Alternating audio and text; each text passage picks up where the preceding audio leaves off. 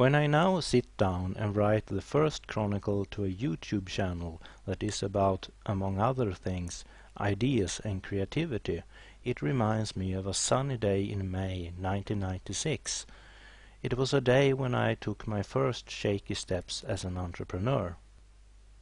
I was 13 years old, and at the city central square it had been arranged a flea market where I had dragged different things to sell. The market visitors were weekend strollers who probably took the flea market as an excuse to take a walk in the beautiful spring weather. When a few hours of the afternoon had passed, most of the things on my table had been selling well.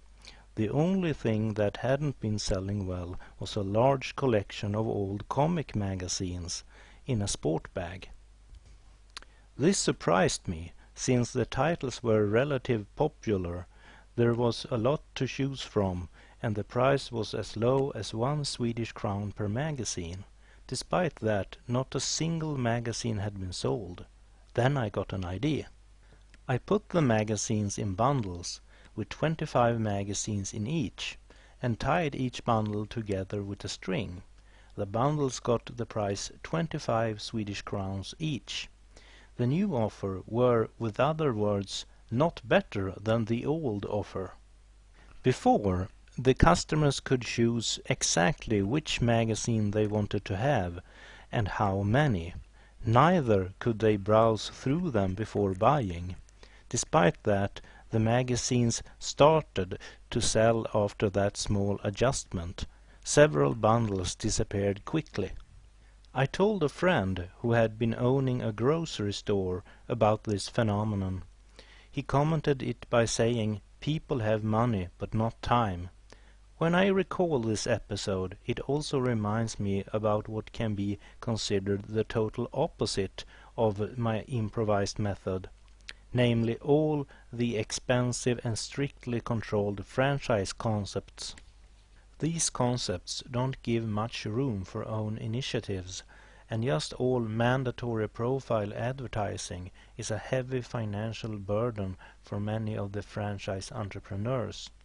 The companies who own the franchise concepts mean that today you have to have strictly controlled marketing concepts where everything from campaigns to interior decorations and profile material have to be regulated into the smallest detail. You can, however, find flaws in this strategy.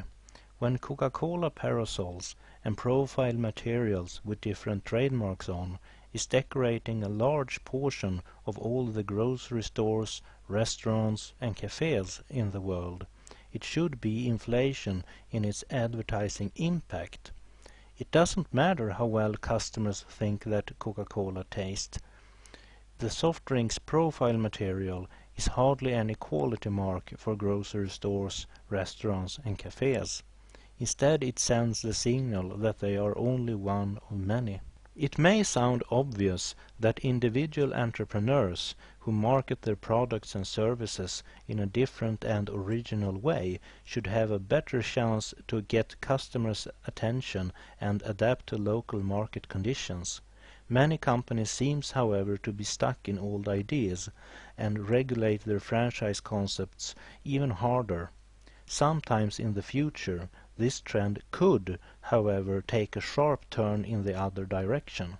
The more franchise concepts that make the world less original, the more commercial potential should originality get. You should therefore not underestimate simple, spontaneous ideas at grassroots level, because sometimes you just need a string and some imagination.